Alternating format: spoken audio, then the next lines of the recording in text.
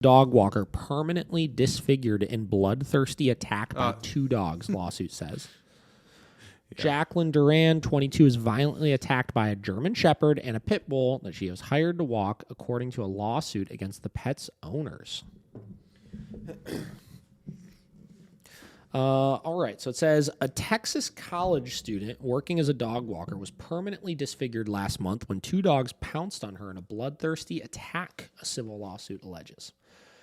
Jacqueline Claire Duran, 22, of Copel, had just opened a home's front door on December 23rd to walk Lucy, a German Shepherd mixed breed, and Bender, oh no, a mixed breed pit bull, according to the lawsuit filed Tuesday in Dallas County. The animals were not in kennels and rushed at Duran, violently attacking her, the lawsuit said. Duran has undergone multiple operations since the mauling, the lawsuit said. The dogs knocked Jacqueline off balance, causing her to fall and drop her cell phone. Then the dogs violently attacked her head and face, mauling her catastrophically. The dogs were so violent and bloodthirsty that they pulled all of Jacqueline's clothing off, including her blue jeans, said the lawsuit said. The dogs tore off and ate her ears and most of her face below her eyes. It alleges negligence and premise liability by the dog's owners, Ashley Joe Bishop and Dr. Justin Avery Bishop. It also names them as defendants in their capacities as trustees in a family trust. The Bishops were not immediately reached for comment Thursday afternoon. Duran, an avid dog lover who worked as a dog sitter and walker while she was at the University of Texas at Dallas, never envisioned how her fondness for the animals would cost her so much, the lawsuit said. The day of the attack was the first time Duran had been hired to walk the dogs, although she had previously met the dogs when she discussed the job with Ashley Bishop, according to the lawsuit. The Bishops were aware their pets had violent tendencies, the lawsuit said, and the dogs were out of the kennels they were usually kept in. The defendants also knew their dogs were aggressive towards people who approached the front door, according to the suit. The lawsuit cited a sign by the Bishop's home entrance that read, "Crazy dogs, please don't knock or ring the bell. Call or text instead."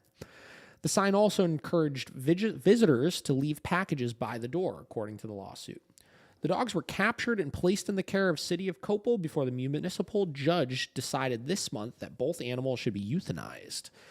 Duran's attorneys have appealed the judge's order to give them time to inspect the animals, the station reported. Chip Broker, an attorney representative, said Thursday he's amazed by her strength. It's a day-to-day journey for Jacqueline right now. The Bishops have not apologized to her, he said. Duran seeks a jury trial and compensation of more than $1 million, the lawsuit said. Damn. Yeah. That is not great. No, that was a rough one. Wow. Yeah. That fucking sucks. So here's the thing. This is what I'm saying, right? Like, now I haven't seen that intense of a situation before, obviously. But, like, I've experienced situations secondhand through other people just involving dog attacks, you know? And people don't understand how serious it can get, you know? And here's the thing. There's so many problems with this story, right? There's so many problems with it. Here's the thing. First question. Everybody always asks me with stuff like this. David, do you think the dog should be put down? Yes. Yeah. You know what I mean? Like, here's the thing, right?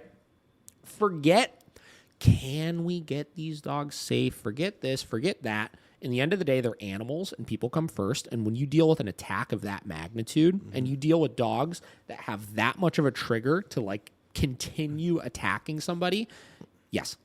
Yeah. They need to be put down. Yeah. You know what I mean? Like, we could blame this on the owners all day long. We could blame this on how they were raised. We could blame this on this. We could blame this on that. At this point, it's too far in, right? You're too far in. These dogs clearly cannot be safe right now. You know what I mean? You know, in the end of the day, I tell everybody, like, people come first when it comes to this kind of stuff. Yeah. You know? Second kind of thing with this whole situation, right? So it says somewhere here, the defendants also knew their dogs were aggressive towards people who approached the front door, according to the suit, right? Here's the thing. Everybody in their, getting back to the protection dog conversation, everybody and their freaking mother, like, for whatever reason, loves it when their dog freaks out the window at people that walk by, but they hate it when they freak out at people when they walk in the house, right? It's like this conflicting bullshit like tendency that people tell themselves of like, oh, my dog's just being protective over our house. It's not your dog's job to be protective of your house. Nope. It's not. Like Gary Wilkes said, if you are concerned about protecting yourself, go buy a gun, go buy a security system, go buy something that's going to have much less magnitude and liability behind things, right? But it's not your dog's job to do that. And here's the thing, right? We look at all that arousal and energy at the door and the barking and this and that, and we just look at it as like, oh, look, they're just barking, without realizing how intense that stuff can flip, right? You get into like, you could ask yourself the question, did these dogs intend to attack this person? I don't know. You know what I mean? Like they did. Like they did it ultimately, right? But this is no different than like dog fights sometimes, from the standpoint of like some of the most social dogs in the world, with enough arousal associated with the initial greeting, it could turn into a battle. You know what I mean? In the sense that in the second it starts turning into like this competition, you know, like they start sensing like conflict and stuff like that, it just immediately turns into a fight at that point, even though it may not have been the intention initially, right? Yeah. So you start getting into like these dogs are rushing at the front door. It's like, you know, freaking out at the person down the street. It's like, well, what do you think if that barrier wasn't there? Say a jogger's walking by and your dog does that every single time the jogger walks by, and you're just like, oh, ha, ha, ha, it's not a big deal, right? Well, what happens if one day you forget to leave that door closed all the way, which I've seen this happen before, right? We've had people call us that have told us this exact situation before. And then even though your dog's great with everybody, once they get into the house and once they have a couple minutes to get to know you and warm up, you know, and realize you're not a threat, one day that door isn't closed all the way, and then your dog sees that jogger, they freak out, suddenly barrier opens and it's like, whoa, we're free, wham! And they just take off after that person. And even though they may not intentionally try to attack them, then the jogger sees a freaking big ass German Shepherd running at them and tries to run even faster, right? And then suddenly it's a chase game, because all we do is play ball and tug with our dogs and teach them when we run, get really excited and run with us and try to grab at us and the things that we have. And then suddenly your dog grabs a hold of them, and still at this point, they're just playing, right? And then that person, suddenly the dog's grabbing a hold of us and they don't fucking know your dog. And then they try to hit the dog or something to get them off.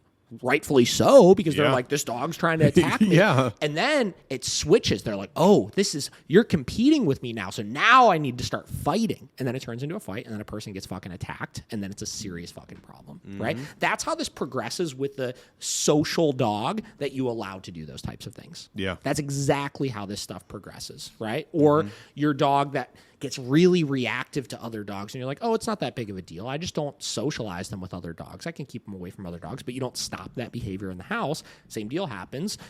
Gate isn't closed all the way. Front door isn't closed all the way. Suddenly your dog takes off after that dog, and because that dog's like, get the fuck out of here. Why are you coming at me with this much energy? And tries to kind of correct them for it, and then it turns into a massive dog fight. And then dogs are injured. People get injured breaking it up. Like, it's just...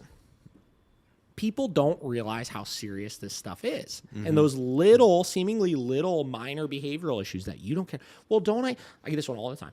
Don't I want my dog to bark when people come to the front door? No, you don't.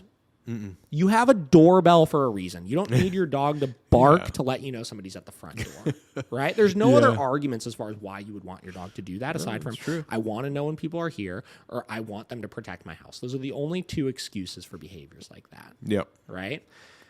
Other side of this. Why weren't they in their crates, obviously, right? You're walking into and I'm not justifying it by any means, obviously, but like, if I wasn't home and all my dogs were loose and suddenly some random person just walks into my house that they don't know, they're going to freak the fuck out from that. You know what I mean? What the hell is this? What are you doing here, right?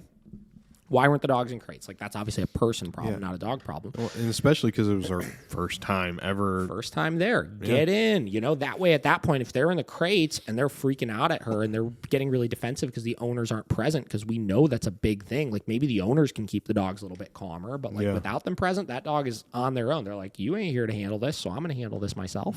You know, then at that point, if she walks in and those dogs are freaking out, it's like, nah. See ya. Come walk your own dogs. What a freaking mess, man.